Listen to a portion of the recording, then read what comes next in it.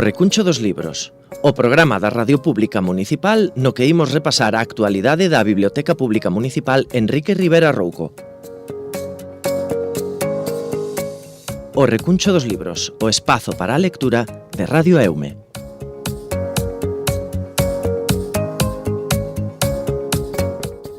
Ola, que tal? Son Pepe Capelán e douvos a benvida a un programa máis a este Recuncho dos Libros, o espazo cultural da Radio Municipal das Pontes, no que percorremos a actualidade da Biblioteca Pública Enrique Rivera Rouco e, como sempre, como xa é habitual, acompáñanos a súa responsable Anabel Alonso. Que tal, Anabel?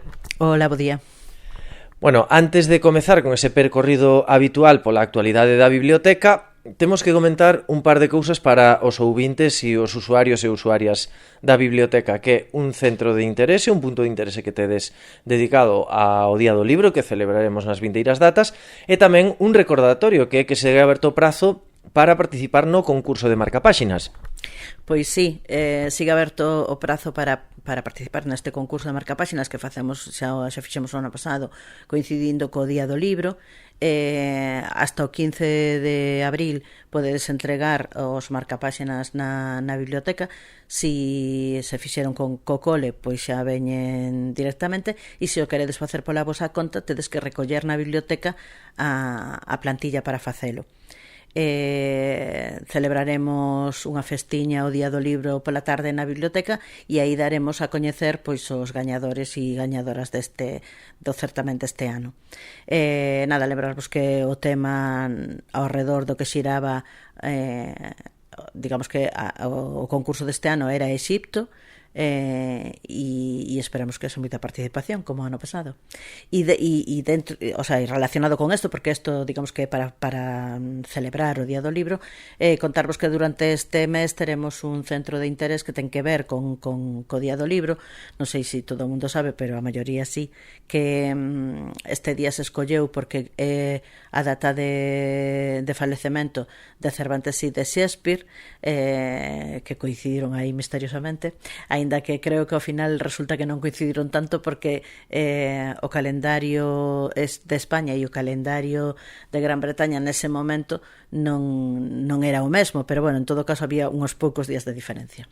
Entonces aproveitamos para sacar as obras destes dos autores clásicos, porque bueno, o que xa temos comentado en outras ocasións, que a veces estes autores dos que coñecemos tantas cousas, que vimos tantas versións das súas obras, pois ao mellor nunca os limos directamente e son un gusto, e polo tanto ao mellor pois apetece achegarse aos orixinais. E tamén temos nesa selección de libros algúns libros sobre a obra dos autores, o sea, algunha biografía e algún estudio sobre a súa obra.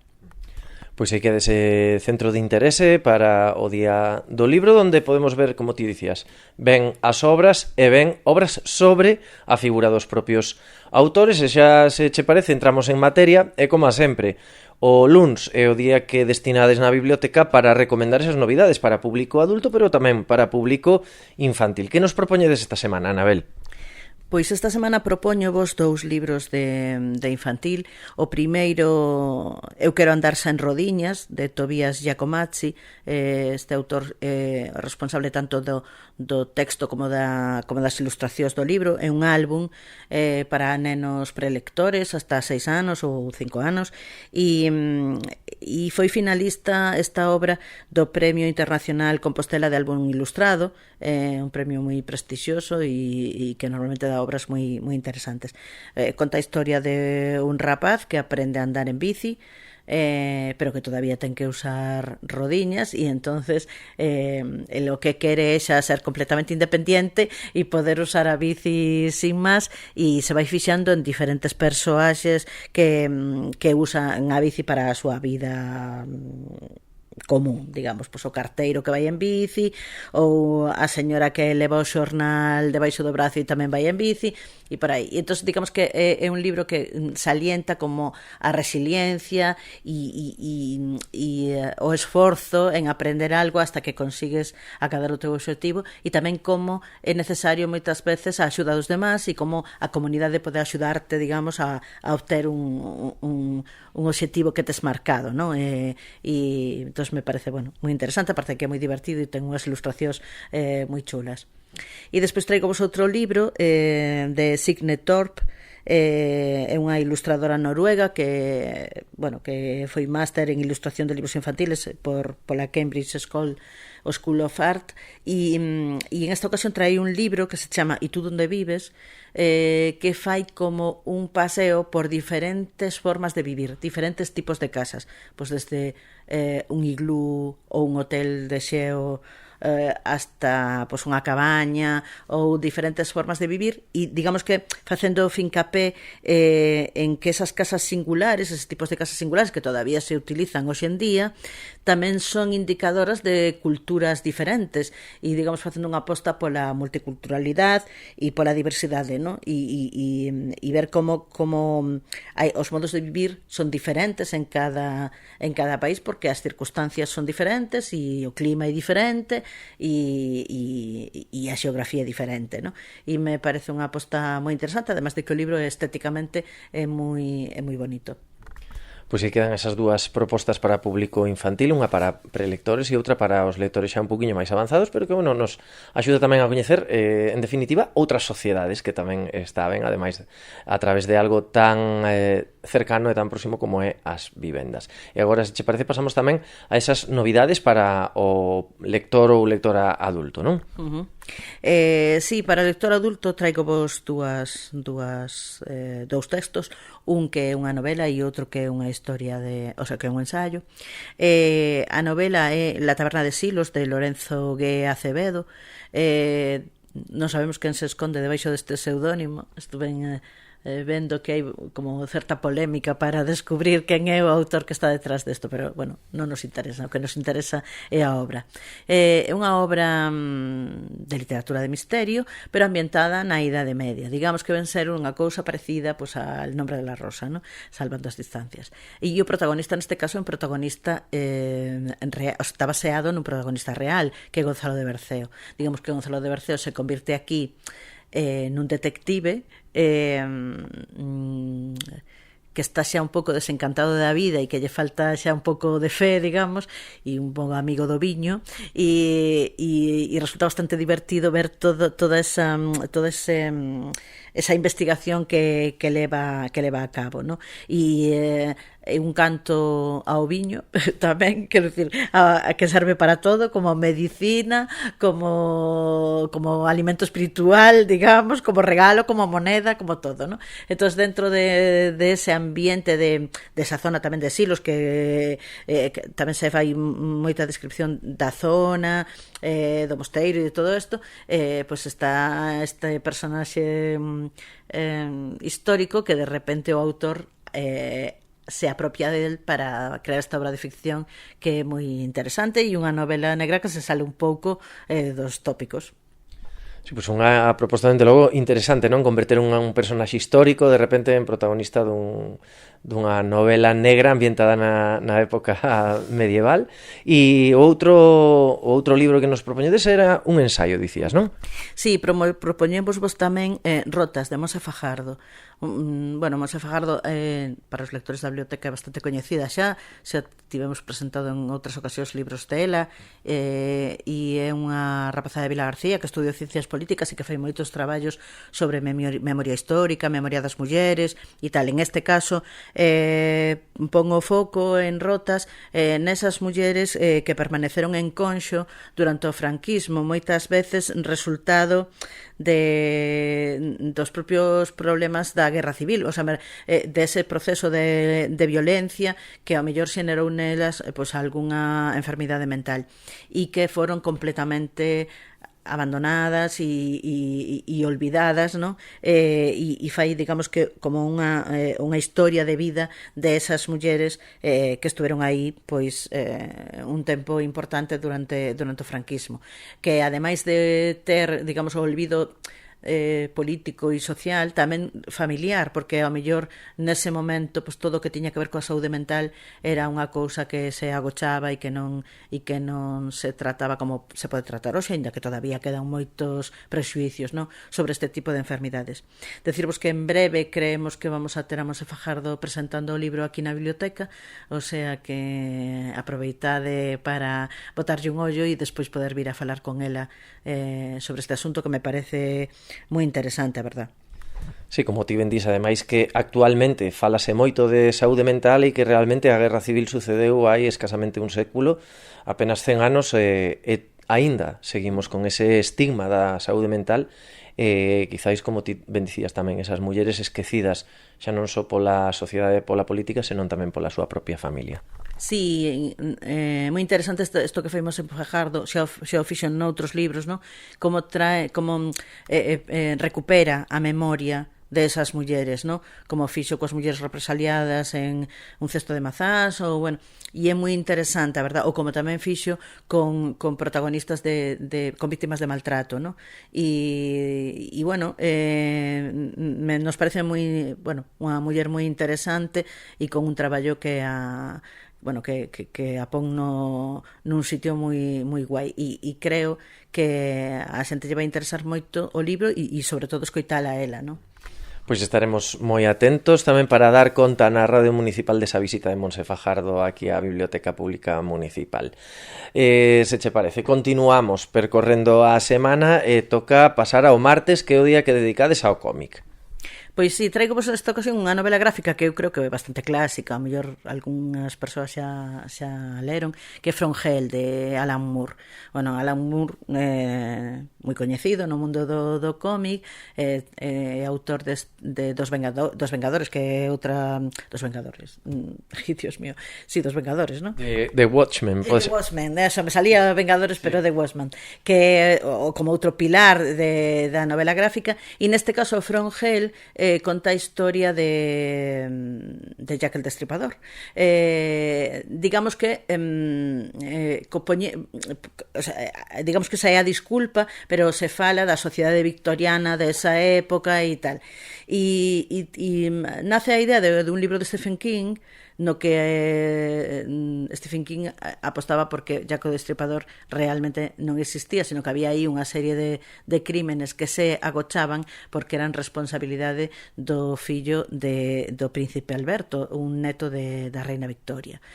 Aunque despois Alan Moore creo que no epílogo que el non comparte esa opinión, sí que lle parecía, digamos, un punto interesante para a ficción, o sea, un punto de partida interesante para facer a ficción.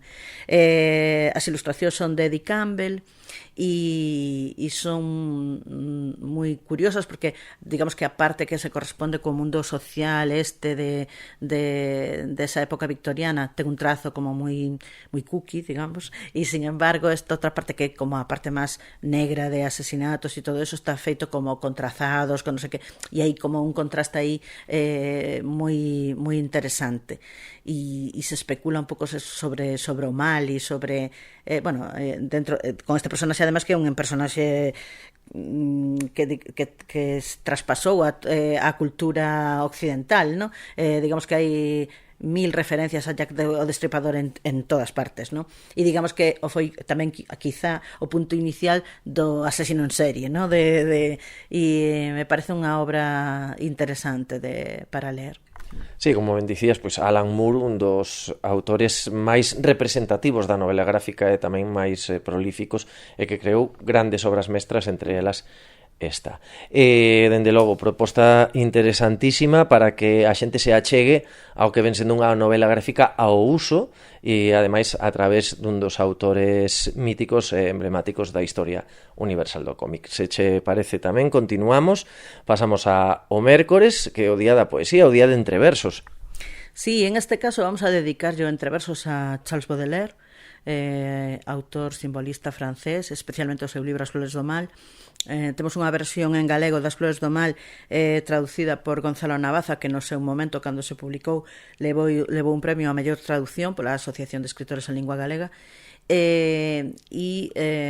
aproveitamos esta ocasión para falar de Baudelaire porque esta semana pois, é o aniversario do seu nacemento. E foi un poeta crucial porque influiu moitísimo na poesía posterior. Digamos que son deses artistas que hasta eles hai a arte ven dunha forma e a partir deles a arte cambia, ¿no? E a poesía cambia gracias a él. Tiña fama de poeta maldito, tanto pola súa vida bohemia e disipada como pola visión que ten sobre o mal, ¿no? É unha poesía moi interesante e o que pasa sempre, o que tamén comentamos antes con Shakespeare e con que estes clásicos a veces os coñecemos tanto que non os lemos, entonces tamén ofrecer esa oportunidade, ¿no? para ler a Baudelaire. Eso, foi o poeta máis impactante quizás de esa época e non solamente foi poeta, tamén crítico de arte e tamén tuvo unha influencia moi importante nos artistas da época en Francia, que era ese momento super creativo, donde están todos os autores que marcaron o impresionismo francés e todo isto, e que tamén no mundo da arte empezaron un camiño novo, ¿no? E el como crítico de arte estaba moi cerca de todo este movimento. Me parece un autor que hai que recuperar. E ademais, como ben comentabas, a posibilidade de achegarse a este autor universal da poesía en galego, que xa me parece moi complicado atreverse a traducir un texto en prosa para canto máis trasladar a poesía ao galego respectando a traducción, pero ao mesmo tempo tamén mantendo ese espírito que sempre pretende transmitir a poesía. Si calquera traducción é difícil, xa se di que traducción e traición veñen da mesma base léxica, pois a poesía máis aínda, ¿no? Porque na poesía o ritmo xoga un papel fundamental e a palabra ten por si mesma ten máis importancia a mellor que na prosa, aunque na prosa tamén a ten, ¿no?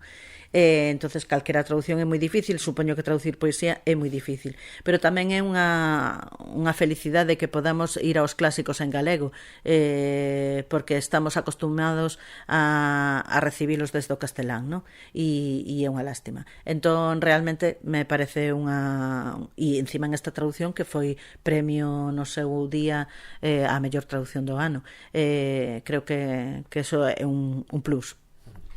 Ben, pois continuamos percorrendo a semana de propostas da Biblioteca Pública Enrique Rivera Rouco e chegamos ao xoves, que é o día que sempre dedicades aos máis pequenos e pequenas, con esa actividade xa periódica que ofrecedes sempre de xoves na Biblio.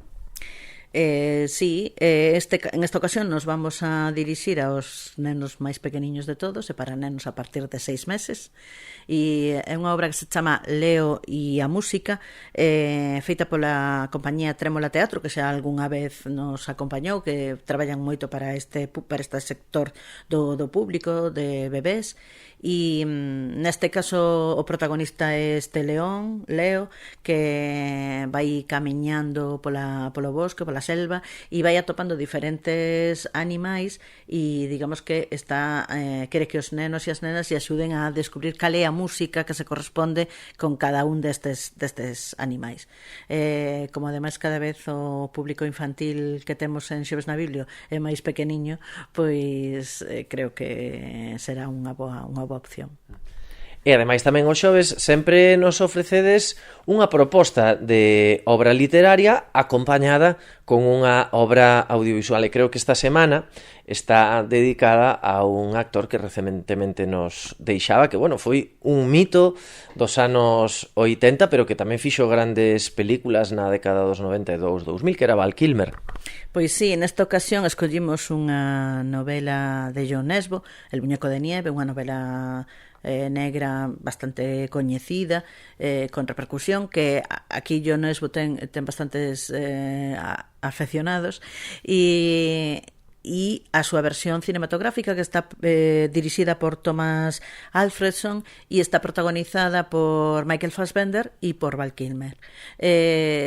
Bueno, era unha pequena lembranza a este autor que nos deixou, a verdad, bastante novo, e E eu, bueno, tuve a ocasión de ver esta peli xa hai tempo, non é moi bella, é do 2000 e algo, e é unha peli moi interesante, ten todo este ambiente que ten Jon Esbo, e que ten o thriller nórdico de espacios nevados e tal, e cousa así fría que resulta moi interesante. Bueno, conta a historia de Harry Hole. Harry Hole é o detective por excelencia de Jon Esbo, que se mete nunha investigación buscando unha muller desaparecida, e o único a pista da que parte, digamos, é unha bufanda vermella que queda posta nun boneco de neve, ¿no? E por iso o título da película e da novela. E nada, está aí Val Kilmer facendo un dos personaxes. Sí, como ti dicías, non? Recentemente asistimos a un aumento do éxito deses thrillers, deses filmes ou series nórdicos, non? Tan escuros, fríos, pero que sí que moitas, incluso superproduccións de Hollywood, adoptaron tamén esa estética e sobre todo tamén ese estilo narrativo.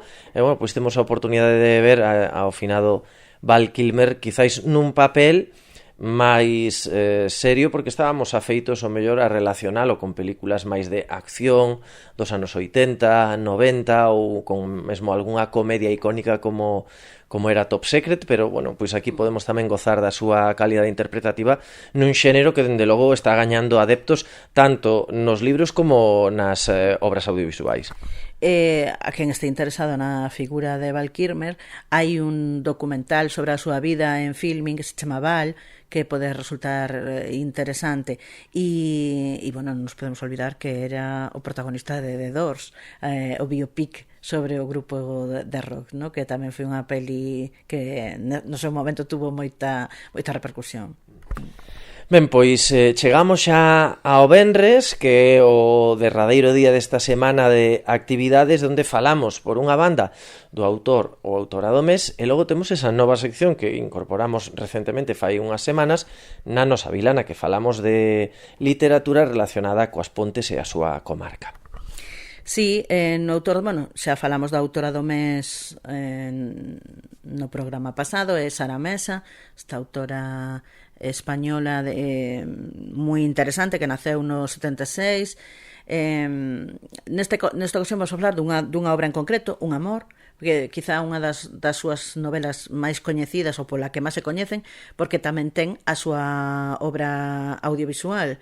Isabel Coixet fixo unha película sobre esta novela no ano 2023, é relativamente reciente, e estuvo nominada a 6 Goyas ou a 7, levou o premio ao mellor actor de reparto no Festival de San Sebastián, o premio a mellor actriz nos premios Platino, que son os premios do cine iberoamericano.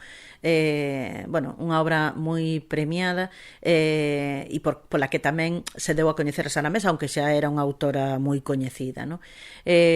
Contanos esta historia de un amor, pois a historia de unha muller que se vai a vivir a unha vila pequena, a La Escapa, e aluga unha casa, e de repente se queda con un can que un campalleiro destes que andaba pola rúa, e empeza a ter unha relación complicada co seu caseiro, e iso a leva a tamén se ve obligada, digamos, a aceptar unha proposición sexual dun veciño que a mete nunha historia de parella bastante difícil, e naquela se queda moi pillada, e que lle fai cuestionar un pouco o tipo de muller que é ou como chegou a esa situación, ¿no? Teño a impresión de que esta literatura destas hai moitas escritoras agora novas españolas que están facendo un tipo de literatura que indaga moito nas relacións persoais, na identidade, en como nos vemos a nós como persoas, en como a veces levamos a nosa vida por camiños que parece que son contrarios ás persoas que queremos ser ou ás que creemos ser. Entonces me parece que, bueno, que son uns temas moi interesantes e que a novela seguramente é maravillosa e o libro e a película igualmente, vamos. Ben, e se che parece pasamos agora a falar da nosa vila. Sí, bueno, traigos unha recomendación que creo que a maioría da xente pode coñecer, que é Daquelas Pontes, este libro que se fixo hai uns anos de recopilación de fotografías antigas da vila. Están como organizadas por materias, pois unha parte dedicada ás festas, outra parte dedicada aos oficios, ou, bueno, a Endesa, a migración, bueno, é moi interesante. Primeiro ten esta cousa un pouco así cotilla de atopar moita xente coñecida ao mellor, no? Ou incluso xente da túa propia familia que non esperabas ver aí, e tamén é realmente historia, o sea, a intrahistoria, que ahora creo que os historiadores están moi interesados en esa historia da vida cotiá, non? De recuperar tamén non solamente os grandes fitos históricos, sino a vida diaria das persoas. Sí, ademais tamén ten ese momento nostálxico, non? De que calquera persoa que poida ter xa certa idade pode botar a vista atrás e, bueno, como diste, non? Ata atopar familias ou lugares que hoxe xa desapareceron e mudaron, non? No caso das Pontes, además, que a vila deu un cambio fundamental, atoparemos moitos espacios que xa non existen. Pois mira, unha boa proposta para poder lembrar aqueles tempos e facer un percorrido pola historia, polo pasado daqui da nosa vila. Bueno, pois Anabel, con isto xa rematamos este programa, rematamos ese percorrido da semana. A semana que ven temos unha semana máis curta, pero logo xa, en canto remata a Semana Santa, xa estamos metidos de cheo na celebración do Día do Libro, do que daremos boa conta aquí neste espazo e tamén na programación habitual da radio e da Televisión Municipal das Pontes. Así que nada, como sempre, agradecerche a túa presenza neste programa. Nada, gracias a vos. Pois isto foi todo no recuncho dos libros de hoxe. Nos volvemos a vindeira semana con máis novidades e actualidade da Biblioteca Pública Municipal Enrique Rivera Rouco. Que teñan unha moi boa semana e lembren que, como dirían os da Ría, hai que ler, inda que sexa sempre o mesmo libro.